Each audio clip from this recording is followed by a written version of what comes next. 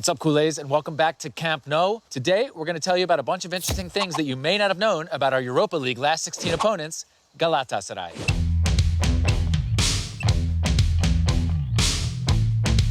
Galatasaray is from Istanbul, Turkey, and it was founded in October of 1905, consisting entirely of student members of Galatasaray High School, which is the oldest high school in Turkey, established in 1481. And the association football club Galatasaray SK was formed by and named after the institution. The footballers consisted entirely of the school's students during the club's formative years. Galatasaray High School is the precursor of Galatasaray Community, which includes the football club, its parent, Galatasaray Sports Club, and Galatasaray University.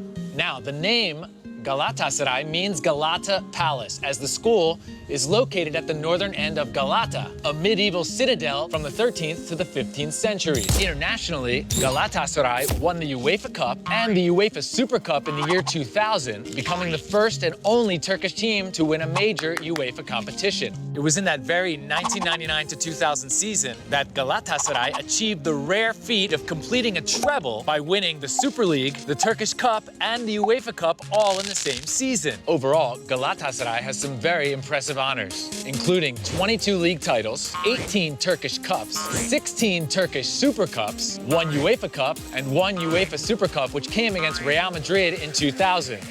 Good job, guys. Now let's talk a little bit about Galatasaray and FC Barcelona. We've faced Galatasaray 8 times. In those 8 games, we've scored 14 goals and conceded 6. In fact, our last match against any Turkish team was against Galatasaray back in 2002, right here at Camp Nou. We won that game 3-1.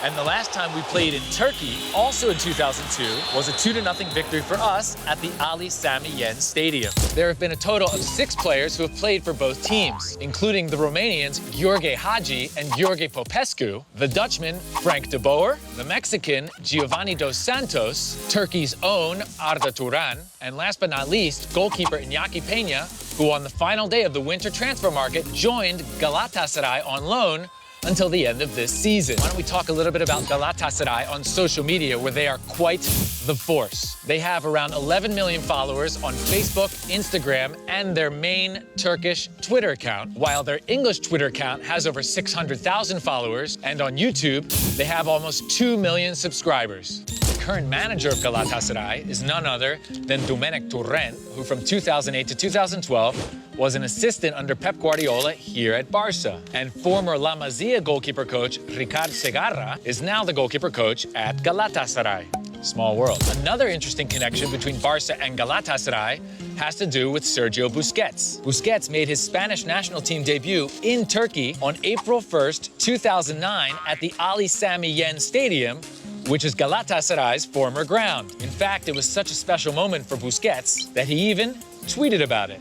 In January of 1999, Barca and Galatasaray played a friendly in Malaga that ended in a 2-2 draw. And Xavi, who was in his very first season at Barca, played in that match. The biggest success in Galatasaray history was the 2000 UEFA Cup. They played the final that year against Arsenal, and in that game, 6 players were on the field who would go on to play for Barca. Popescu and Hagi were playing for Galatasaray, while 4 other future Blaugranas were playing for Arsenal, including Silvinho, Emmanuel Putti, Marc Overmars, and Thierry Henry. Of course, that 2000 UEFA Cup final ended in dramatic fashion. The game went to extra time and then penalty kicks, with Galatasaray prevailing. In fact, it was Popescu who made the winning penalty kick in that game, and it was in that moment that the Turkish TV announcer said, "Haydi oğlum," which is Turkish for "Vamos." Following that victory, "Haydi oğlum" would go on to become one of the most famous phrases in Turkish football history. And last but not least, let's talk about a timeless tweet. It came from Danny, a former Galatasaray player back in 2013. In the wake of Barca's loss to Bayern Munich in the UEFA Champions League, Danny used Google Translate in order to be able to post in Turkish, which made the tweet not only confusing, but even better, the gist of which was that Barca are Barca and the club will rise again. Perhaps a premonition that we see unfolding before our very eyes right now in 2022. Well, that's all the time we have for this special 10 Things video about Galatasaray. We want to thank you for watching. Make sure you like, share, and subscribe, and we'll see you next time on 10 Things.